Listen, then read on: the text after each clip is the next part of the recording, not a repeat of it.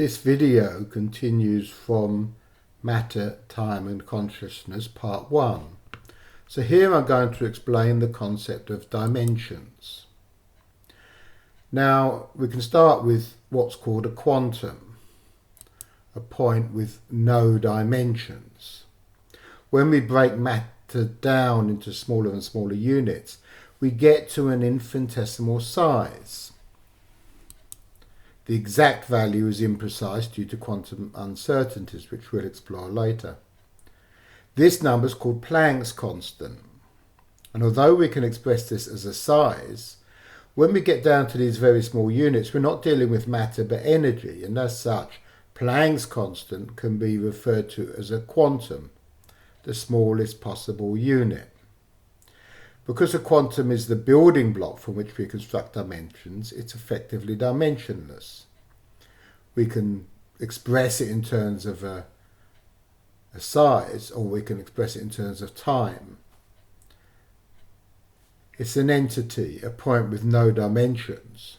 But from the quantum, we can construct a line which has one dimension.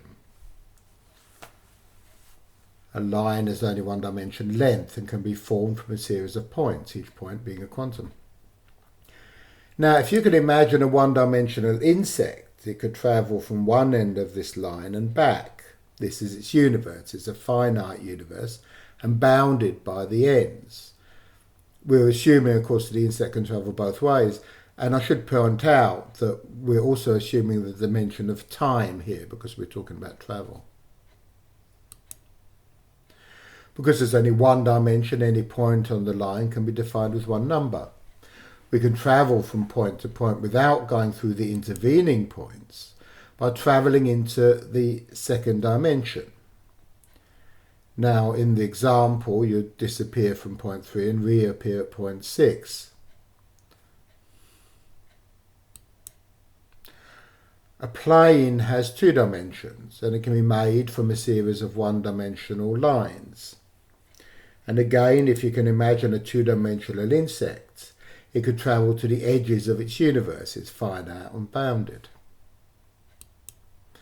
Similarly, a plane with two dimensions, any point on the plane requires two numbers to be defined. And similarly, we can travel into the next dimension without and skip travelling through the intervening points. Now you can imagine a piece of paper. We place a pencil on the paper, or we can draw a line. We go over the intervening points. Or we can make a mark, raise the pencil off the paper, that is, take it into the third dimension, and then bring it down elsewhere, so we don't travel over the intervening points. An object has three dimensions. It's made from a series of two-dimensional planes. This is like stacking paper up to form a solid block. Similarly, as with the others, a three-dimensional insect could travel to the edges of the universe. It's like a fish in a fish tank. Its universe is finite and has edges, has boundaries. Because there's three dimensions, any point in the object requires three dimensions to be defined. Now, it's theoretically possible to travel from point to point without travelling through the intervening points by travelling through the fourth dimension, time. So imagine if at 12:05 we could go back to 12 o'clock, we'd have travelled through the fourth dimension and gone from point to point without travelling through the intervening points. In practice, human beings haven't developed the technology to do this. We live in four dimensions, a time-space continuum. The time-space continuum is formed from a series of three-dimensional universes. It's as if at each moment of time a new universe is created that's very slightly different from the previous one. And we know that we live in four dimensions. There's three spatial dimensions and one time dimension. We require four numbers to define a point in time-space. For instance, if you're going to meet someone, you need to give a place defined in three dimensions. For example, the corner of X and Y streets on the fourth floor. But you also need to say when, for instance, at 2 o'clock.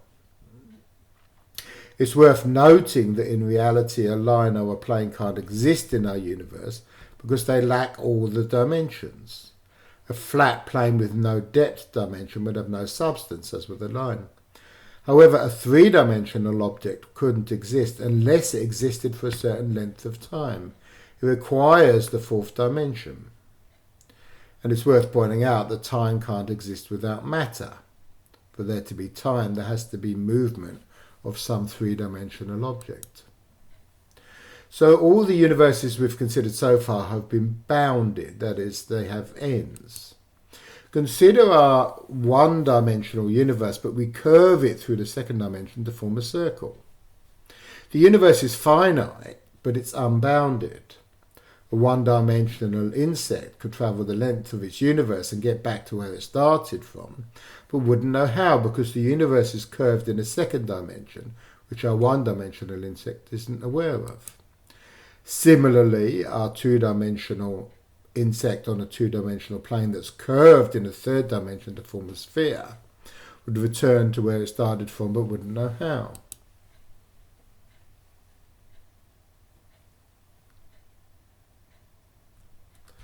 Now, consider the three-dimensional